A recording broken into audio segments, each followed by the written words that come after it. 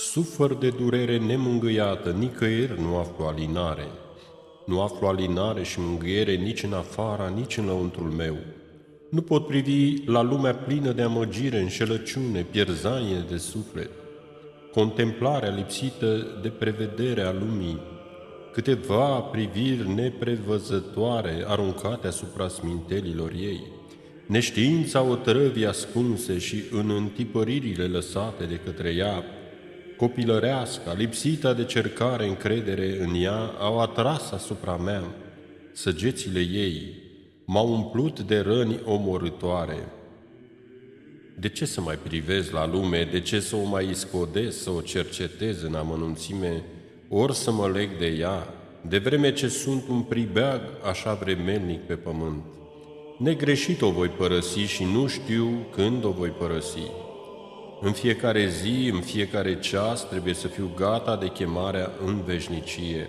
Oricât s-ar prelungi rătăcirea mea, prin pustia acestei lumi, ea e neînsemnată înaintea nemăsuratei veșnicii, înaintea căreia totdeauna sunt și ceasurile și zilele și anii și veacurile. Însăși lumea, cu toată uriașa ei înălțare de turn Babel, trece. Pământul și lucrurile de pe dânsul vor arde aceste lucruri, roadele căderii și lepădării oamenilor. Rănile pe care mi le-a făcut lumea au făcut lumea nesuferită pentru mine, însă nu m-au ferit de noi răni. Nu vreau să fiu în lume, nu vreau să mă supun ei, nu vreau să iau parte în niciun fel la slujirea ei, nu vreau nici măcar să o văd.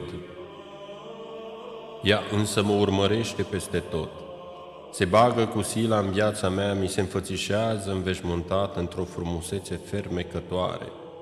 Mă slăbănogește, mă rănește, mă doboară, mă pierde. Eu însumi purtând și cuprinzând neîncetat în mine temeiul amăgirii de sine și înșelării pe care le-a înrădăcinat în mine păcatul. Nu încetez a mă lăsa amăgit de lume, urând-o.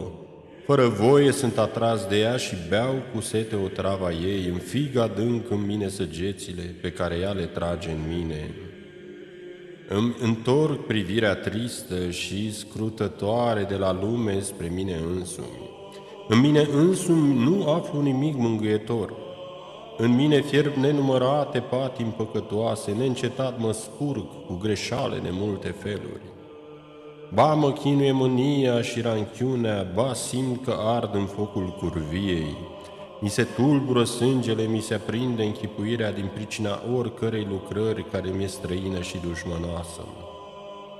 Și văd înfățișându-mi se chipuri smintitoare care mă atrag spre visarea la păcat, spre îndulcirea de sminteala pierzătoare.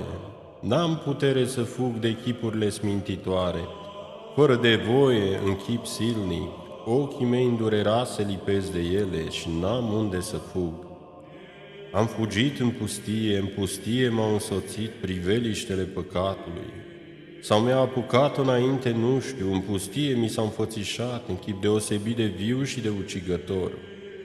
Aceste chipuri, de fapt, nici nu ființează și chipurile și ființarea lor și frumusețea lor sunt amăgire și înșelare. Totodată însă ele sunt vii și nimic. Nici însuși timpul, nici bătrânețea slăbănogită nu poate să le omoare, le spală din închipuire lacrimile de pocăință. Lacrimi de pocăință nu am. Le șterge din închipuire rugăciunea smerită împreună cu plânsul inimii. N-am asemenea rugăciune, inima mea e lipsită de străpungere, e lipsită de plânsul mântuitor, ea nu se mișcă în mine la fel ca o frântură de piatră nesimțitoare.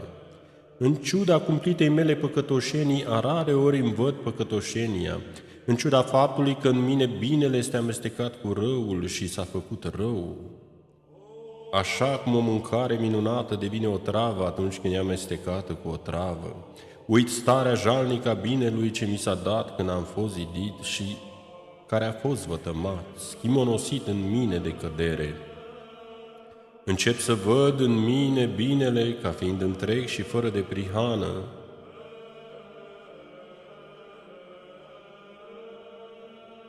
încep să-L admir. Slava mea deșartă mă scoate din pajiștea roditoare și grasa pocăinței, într-o țară îndepărtată, în țară pietroasă și stearpă, în țara mărăcinilor și neghinelor, în țara minciunii, amăgirii de sine, pierzării. Las împlinirea poruncilor lui Hristos și începe a plini insuflările inimii mele, a urma simțirilor ei. Voii ei cu obrăznicie numesc bune simțirile firii căzute, virtute. Faptele ei socot acest bine și această virtute ca vrednice de răsplățile cerești și pământești, omenești și dumnezeiești.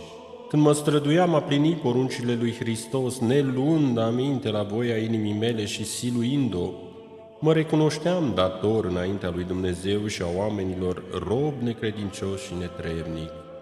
În urma amăgirii de sine apar în mine întristarea, trândăvia și un anumit întuneric înfricoșat. Tristețea mă lipsește de lucrare morală. Trândăvia îmi ia puterea de a mă lupta cu păcatul, iar întunericul, urmarea întristării și trândăviei, întunericul nepătruns ascunde de mine pe Dumnezeu, judecata Lui cea nemitarnică și cumplită, răsplătirile cele făgăduite pentru virtutea creștină, pedepsele făgăduite pentru lepădarea creștinismului și a tot sfintelor Lui rânduieli. Încep să păcătuiesc fără de teamă, conștiința tăcând ca omorâtă sau adormită. A rare ori, foarte a rare ori, se întâmplă clipe de străpungere, de lumină și de nădejde. Atunci mă simt schimbat, dar clipa de lumină este scurtă. Cerul meu nu ades se înseninează, ca niște nori negri se năpustesc în zbor asupra mea patimile și iarăși mă aruncă în întuneric, în tulburare, în nedumerire, în pierzare. Mintea mea, Tu ești călăuza sufletului, povățuiește-mă, adu în mine liniștea fericită. Învață-mă cum să zăvoresc intrarea mea de întipăririle lumii, cum să înfrânez și să înnăbuș patimile care scot capul din mine însumi. Lumea și patimile m-au istovit în chinuri, m-au sfâșiat.